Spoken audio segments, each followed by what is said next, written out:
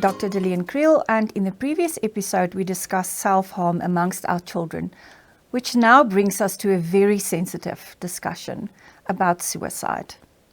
This is a serious and sensitive topic that requires compassionate understanding. While I can provide some general information, it is important to note that individuals' reasons for considering self-death can be highly personal and complex. It is always recommended to seek professional help for someone who may be at risk. If you or someone you know is struggling with suicidal thoughts, I encourage you to reach out to a mental health professional or a helpline in your country. Why self-death or suicide? There are several factors that can contribute to why a child or teenager might contemplate suicide. Many individuals who experience suicidal thoughts or behaviors may also have underlying mental health conditions such as depression, anxiety, bipolar disorder, or post-traumatic stress disorder. These conditions can intensify feelings of hopelessness and despair and emotional pain. Please refer to our episode on mental health for more information on the topic. Feelings of overwhelming distress. People facing intense emotional pain, often combined with a sense of helplessness, can feel overwhelmed and believe that suicide is the only way to escape their suffering. Especially amongst teenagers facing the pressure of society, their peers, school, parents, and own internal pressure could contribute to a sense of complete overwhelm. We should also pay attention to the great danger of cyberbullying that can create severe damage. Isolation and a lack of support. Feeling alone, isolated, or lacking meaningful connection with others can contribute to feelings of despair. The absence of a support system or experiencing a sense of burden on others can further exacerbate suicidal thoughts. It is important to note that even teenagers that are connected online does not create a sense of social connection, but could enhance social isolation and a lack of support. Trauma or loss. Experiencing traumatic events such as physical or sexual abuse, the death of a loved one, or other significant losses can trigger suicidal thoughts. The emotional turmoil resulting from such experience can be overwhelming and difficult to process. Substance abuse and addiction can increase the risk of suicide. Substance use can impair judgment, exacerbate existing mental health issues, and create a cycle of hopelessness and despair. Environmental factors. Certain environmental factors such as a history of suicide in the family, exposure to suicidal behavior, or suicides in the community, or easy access to lethal means can increase the risk of suicidal thoughts. Societal or cultural factors, including stigma surrounding mental health, lack of awareness, inadequate access to mental health services, or cultural beliefs that discourage seeking help, can contribute to a person's decision to consider suicide. What are some signs to be on the lookout for? Recognizing the signs of suicidal thoughts or behavior in children and adolescents is crucial for early intervention and support. It's important to remember that these signs may vary from person to person, and not everyone will exhibit all of them. However, there are some common warning signs to be aware of. Verbal cues. Pay attention to direct or indirect statements that express suicidal thoughts or feelings. These may include phrases like, "I wish I wasn't here," "I want to die," or "everyone would be better off without me." Changes in mood.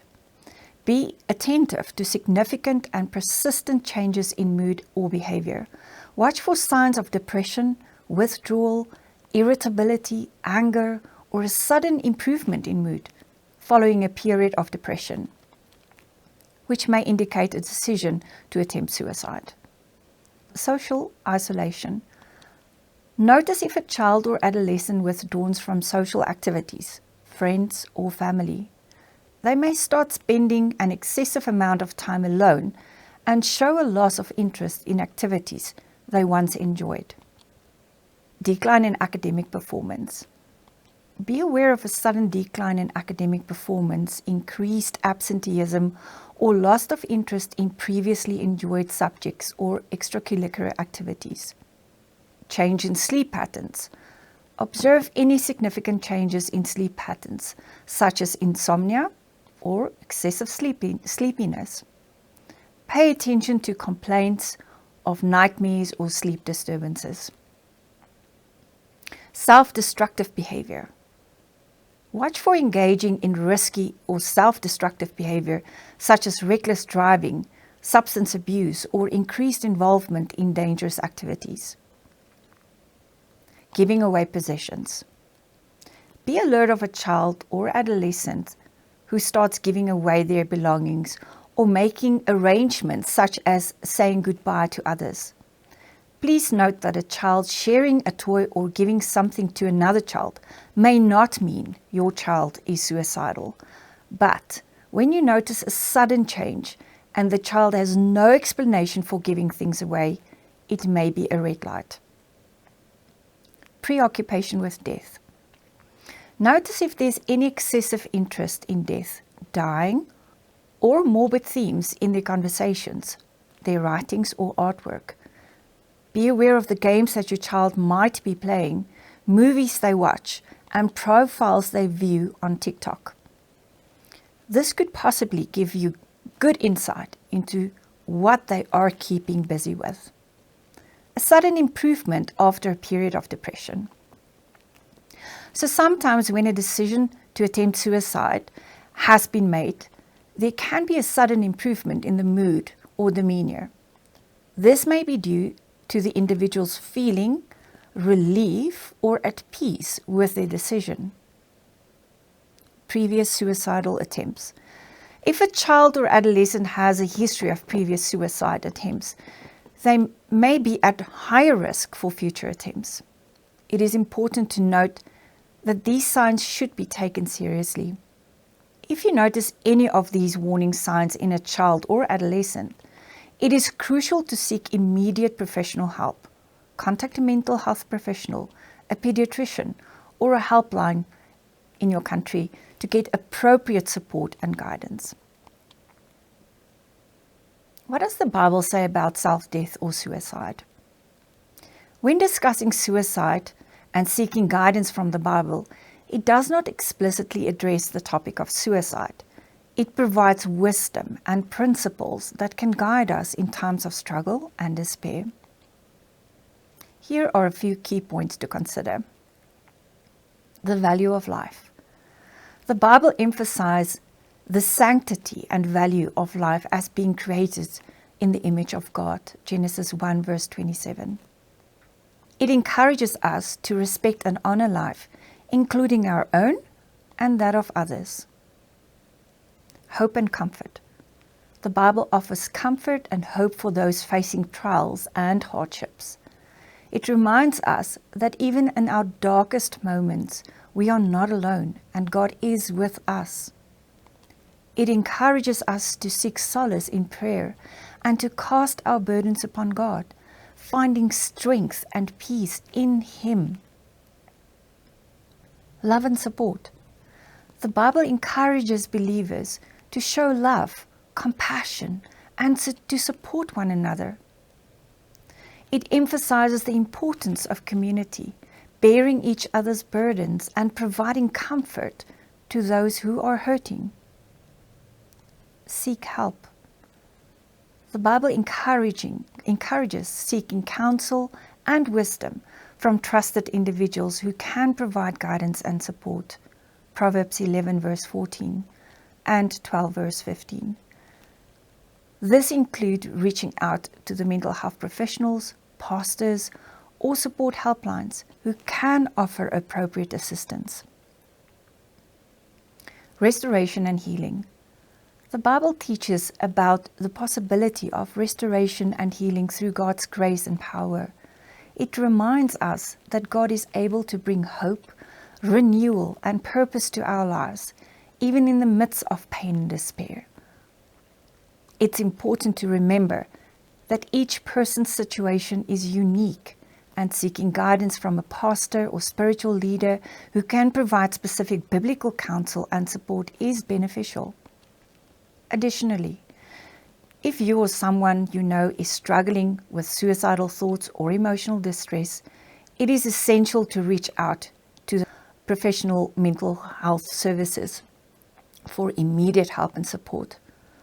Often people refer to suicide as an attention-seeking act, and in many cases it might be or may be.